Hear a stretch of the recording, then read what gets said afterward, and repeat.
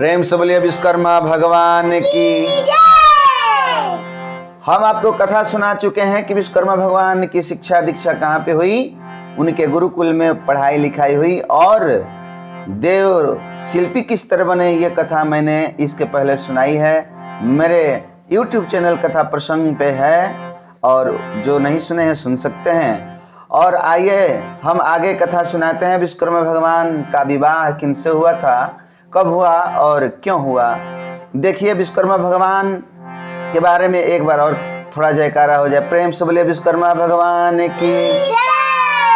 भगवान विश्वकर्मा जी जब गुरुकुल से शिक्षा दीक्षा प्राप्त करके अपने पिता के घर अष्टवसु और माता ब्रह्मचारिणी के घर पहुंचते हैं, देव शिल्पी देवताओं के कारीगर के पद पे प्रतिष्ठित हो जाते हैं। सब लोग जानते हैं, देवता जानते हैं कि ये विश्वकर्मा शिव शंकर भोलेदानी के कृपा से, आशीर्वाद से, वरदान से शिल्पकार हो गए हैं, कारीगर हो गए हैं। तो सारे देवता मिलजुल कर और अष्टवसु के घर पे आते हैं और सभी देवता कहते हैं कि हे प्रभास वसु, आपके जो ये पुत्र हैं विश्वकर्मा जिनका नाम है, यह बहुत बड़े कारीगर हो गए हैं और भोलेनाथ की कृपा से ये शिल्पकार बन गए हैं, दुनिया की तमाम चीजें बना सकते हैं। इसलिए हम सभी देवता यह चाहते हैं कि आपके जो पुत्र विश्वकर्मा जी हैं ये देव शिल्पी बने, देवताओं के कारीगर बने। जो जो जरूरी पड़ेगी देवताओं के लिए ये बनाते रहेंगे, हथियार बनाएंगे, अस्त्र शस्त्र बनाएंगे, भवन का निर्माण करेंगे, जो भी हम लोगों को जरूरी पड़ेगी ये करते रहेंगे। इसलिए आप देवताओं के शिल्पी बना देंगे। तो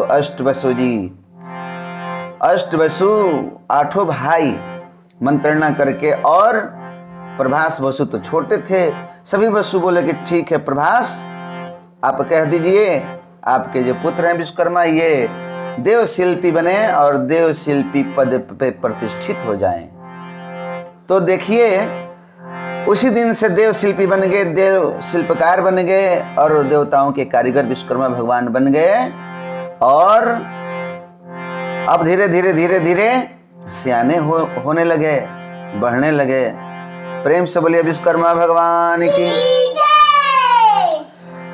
बढ़ते गए जब नौजवान हो गए तो प्रभास वसु और ब्रह्मचारिणी इनके माता पिता को चिंता हुई, शादी विवाह किया जाए, कहाँ किया जाए, सोचने लगे ये लोग।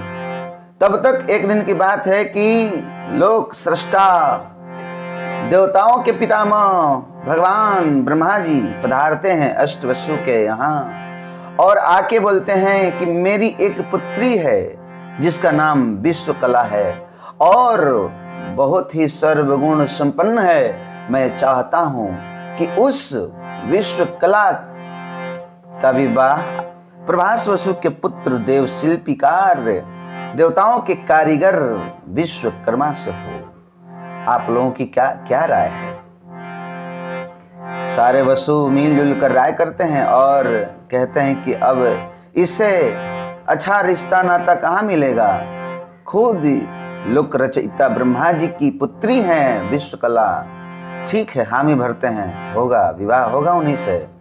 अब ब्रह्मा जी खुशी के मारे लग्न पत्र का हाथ में पकड़ा देते हैं अष्टवसुओं को और कहते हैं कि आप लोग बारात लेके आइए हमारे यहाँ। और देखिए विश्वकर्मा जी दुल्हा के भेष में, प्रभास वसु समधि के भेष में, और सजा धजा कर बारात चलता है अष्टवसुओं के यहाँ से और ब्रह्मा जी के ब्रह्मलोक में पहुंचता है। और देखिए बहुत धूमधाम से गाजे बाजे के साथ नृत्य कला जो है इंद्र के परियों द्वारा हो रहा है। इंद्रासन जगमगा रहा है, ब्रह्मलोक जगमगा रहा है, सभी देवता एकजुट हो चुके हैं और धूमधाम से विश्वकला के साथ विश्वकर्मा भगवान का ये विवाह हुआ, पाणिग्रहण हुआ।